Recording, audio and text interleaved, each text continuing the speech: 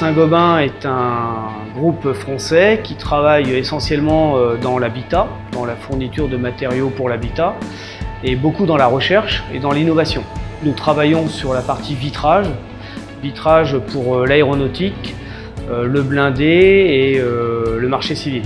On démarre la démarche Digital Manufacturing et 4.0. On a beaucoup de procédés manuels. Donc la partie Cobo nous intéresse parce que c'est une aide que l'on apporte à l'opérateur pour toutes les tâches pénibles et pour avoir plus de régularité aussi dans notre process. C'est une opération qui comporte deux étapes. Une étape de ponçage qui est relativement pénible et une étape de préparation de surface du verre. Nous avons analysé le besoin de Saint-Gobain qui avait une problématique d'une diversité de références qui était très importante. Un problème d'encombrement qui était aussi important puisque l'espace dans lequel on devait implanter la cellule était réduite, donc pouvoir travailler en collaboration et à proximité des opérateurs.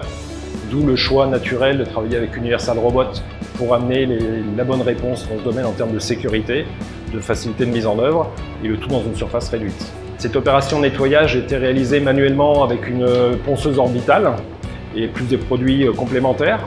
Et l'opérateur faisait l'opération à la main pour parcourir l'ensemble de la surface de la plaque de verre à traiter. On a pu échanger, faire des proof of concept, on a pu réaliser des essais chez nous, d'abord pour valider le concept, sachant que tout au départ on était parti sur un fonctionnement seulement du robot sans le module FT300. On est arrivé un peu dans une voie sans issue. Ensuite on a pu se dire, on a eu l'idée d'utiliser le module FT300 avec cette fonction Pass Recording et on a pu l'intégrer au robot et continuer des essais d'une part chez nous.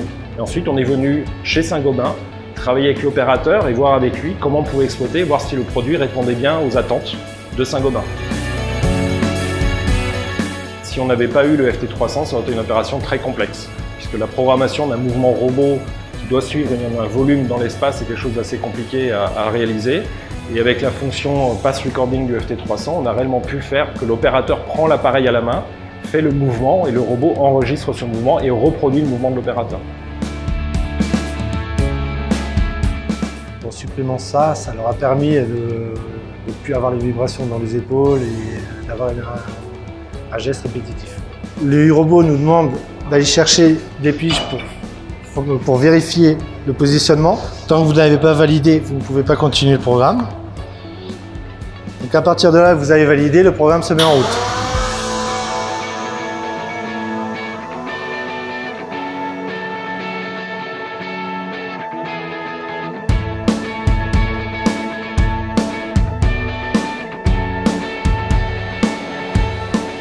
Ça nous a permis de mettre le robot sur la partie la plus pénible, qui est le ponçage.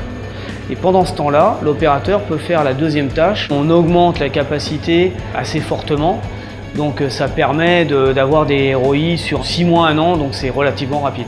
Avant, on travaillait en 3/8 sur cette opération.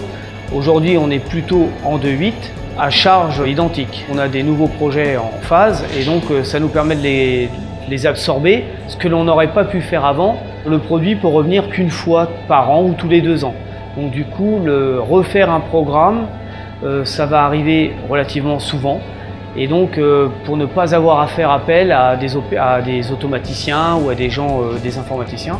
Donc le point fort, c'est ça, c'est donner l'autonomie à l'opérateur pour faire son propre programme. C'est pas une idée d'enlever du travail, on va dire, comme c'est souvent perçu quand on installe un robot. C'est plutôt une collaboration et on enlève des tâches pénibles de ces opérations. Voilà, c'est ça plutôt l'objectif. Donc c'est bien perçu.